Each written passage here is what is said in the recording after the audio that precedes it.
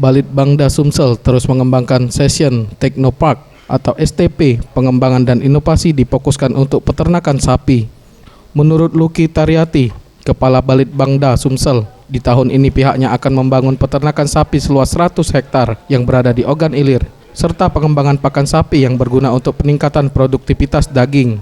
Pihaknya telah melakukan penelitian terkait pakan yang tepat, salah satunya dengan memakai indigo vera untuk menggemukkan sapi, tentunya dengan biaya yang relatif murah sehingga biaya pakan dapat ditekan seminimal mungkin. Ya, jadi kami tahun ini itu ada fasilitasi dari Kementerian Ristek.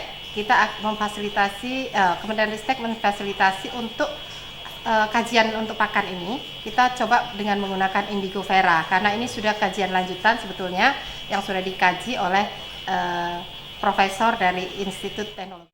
Dengan pengembangan produk pakan ternak ini, nantinya akan mempermudah peternak untuk mencapai alternatif pakan dengan harga yang murah. Dan produktivitas daging dengan menggunakan indigo vera ini dapat meningkatkan sebesar 1,5 kg per hari sampai tahap konsumsi.